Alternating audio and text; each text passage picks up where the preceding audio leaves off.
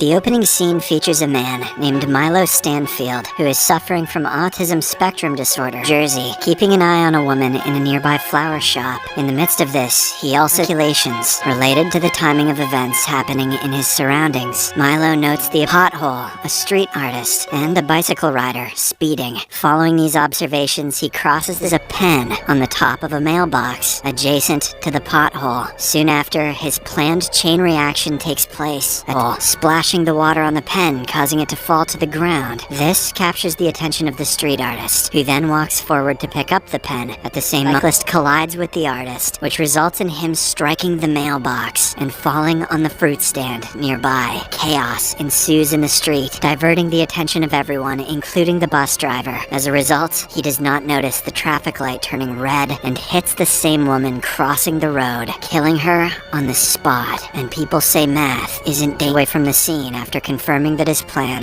went smoothly. The scene then cuts to an FBI special agent, Olivia Dunham. She works for the Fringe Division of Homeland Security, specializing in paranormal phenomena. Olivia seems to work after a long gap due to her head injury. As soon as she enters the Fringe headquarters, she is greeted by one of her fellow officers, Charlie, who is the supervisor of the team. In the meantime, the chief of the agency, Walternate Bishop, is talking to one of the lab assistants, Philip Broyles, regarding Olivia's return. Philip says that she is a doppelganger named Olivia and expresses concern. It is revealed that Olivia, who is inside the office, is not the real one. She is in fact an imposter who has been brought to fulfill the place of the original one. Walternate then reveals his motivation behind keeping Olivia in this universe and implanting the real Olivia's memories into her. He claims that Olivia is the only one who can travel between universes without any harm. Walternate wants to figure out how she can do so. For this, he says that they must make her believe that she belongs here. Philip asks, what if her new identity does not hold? To which, a random bus accident, which he claims to have happened 2 times in this week. The victim has died in each case. He then asks his crew to be careful before going for the site investigation. The investigation is led by another FBI agent named Lincoln Lee, whose face appears to be ruined by burn marks. Charlie inspects the body and uses her fingerprint to retrieve her further details. She eventually finds out that the deceased woman's name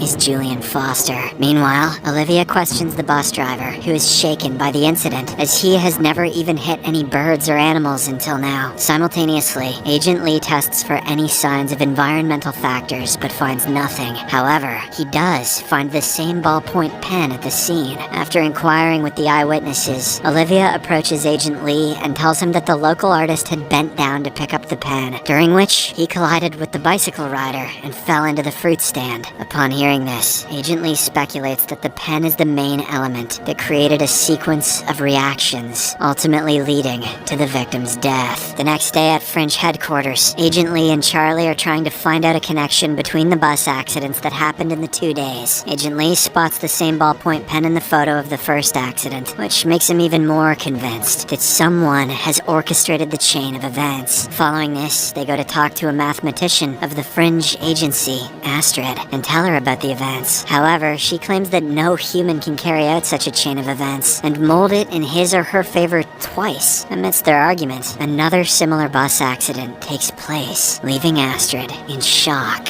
2 + 2 equals you get hit by a bus. The FBI agents immediately rush to the site and find that the victims are still alive this time. Upon questioning the bystanders, they learn that a dog suddenly crossed the road, causing the bus to lose control. Just then, Olivia notices a similar ballpoint pen rolling down in the ground, which makes her realize that the chain of events is not over yet. She looks around and spots a suspicious Milo looking down from an overhead bridge. Moments later, a man wearing earbuds walks forward to cross the street, only to be hit by an oncoming ambulance. I guess the paramedic needed to hit his quota. With her suspicions confirmed, Olivia alerts her team and races towards Milo. Seeing this, the latter instantly calculates another series of events and throws a bicycle off the bridge. This prompts a bus to change its path and drive right under the overhead bridge. Olivia holds him at gunpoint, threatening him to surrender, but Milo jumps off the bridge, lands on the bus's roof, and gets away. away. Milo is the bus whisperer. After this event, Milo returns home to find his sister Madeline worried for him. She tells him that she has been getting numerous calls from the hospital, but he ignores her. She then tries to convince him to surrender, claiming that he has gone way too far. However, Milo anticipates her actions and completes her sentences, effectively silencing her. Not long after, Madeline shows him a small plastic horse toy, a reminder from their mother. This makes him feel uneasy, and he walks away, saying that it is irrelevant now. On the other hand, Agent Lee is taken to the hospital for his regular skin checkup. Before entering the burn chamber, he asks Olivia to focus on finding commonalities among the 3 victims. Heeding his instructions, Olivia returns back to headquarters and starts talking to the witnesses of the accidents. After a bit of inspection, she discovers ties between the 3 victims and a medical center. All 3 of them were directly or indirectly related to this center. She shares her discovery with Charlie, and the two immediately head to this very medical center. Upon arriving there, Olivia notices that one set of patients are using the same ballpoint pens, as they are unable to cope with digital devices. iPads make them eye-mad. Later, they meet Dr. Levin, a chief doctor who recognizes all 3 victims of the bus accidents. After briefing them on some details about the victims, Dr. Levin explains that they have been helping mentally challenged patients with experimental processes to boost their intelligence. He also shows them video footage of their patients, in which Olivia spots Milo. Upon inquiring about him, Dr. Levin responds that he is one of their patients who also went through the same drug trial that boosted his IQ exponentially. He goes on to say that Milo was released from the hospital under supervision of his sister, and that he was scheduled to return back in order to reverse the experimental process. But now, he is not responding to their calls, and he is killing everyone who is trying to take control of him. After learning about Milo's sister, the FBI agents decide to pay her a visit. Unbeknownst to them, Milo is keeping a close eye on Olivia, noting every single pattern of her movements and predicting her next move. Later on, Charlie and Olivia arrive at Milo's place, where they are greeted by Madeline. They ask her about Milo's whereabouts, but she claims to be unaware of them. Sensing that she is hiding something, the agents tell her about the crimes he has committed and how dangerous it is to let him roam free. While Charlie goes to investigate Milo's room, Olivia shares about her late sister, revealing how they used to care for one another. This comforts Madeline enough to share more details about her brother. She explains that Milo is able to predict the outcome of numerous events, down to the smallest detail, and that she can break Milo's concentration only by showing him the toy horse. Whenever he sees Bullseye, he gets a Woody. Olivia eventually manages to persuade her to disclose anything she knows, emphasizing that they are concerned for civilians, as well as Milo's safety. Madeline then hands her a note revealing the location of the hotel that Milo is currently staying at. After this, Olivia and Charlie discuss plans with Astrid on how to capture Milo. However, they soon realize that any plan would be futile because he can predict their every move. As a result, they opt to approach the hotel directly, without any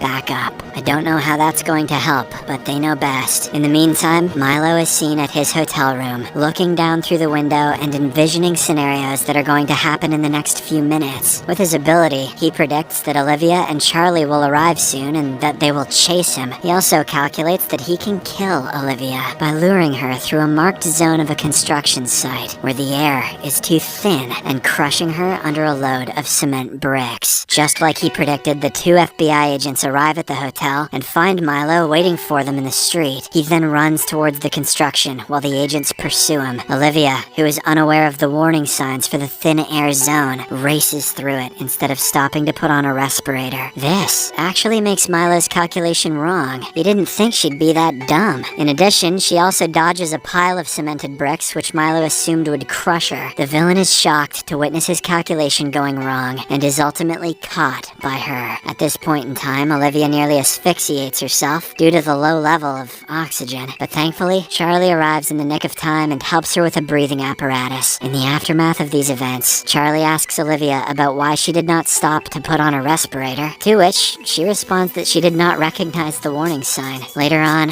Olivia brings Madeline to the hospital, where Milo is seen interacting with a supercomputer. According to the doctor, the IQ-boosting drug has been in Milo's brain for too long, due to which they are unable to carry out the reversal process. Now, his mind has become so advanced that only machines can comprehend his thoughts. Saddened by this news, Madeline goes inside the room and leaves the toy horse in front of her brother. The same evening, Olivia is at her place when she experiences a vision of Peter, her boyfriend from another universe. He tells her that she does not belong to this universe. In order to back up his claim, he reminds how her lack of knowledge regarding this universe saved her life earlier. According to him, she would have died if she had recognized the warning signs and stopped there. Peter encourages her to try recalling all of her memories and also kisses her before vanishing.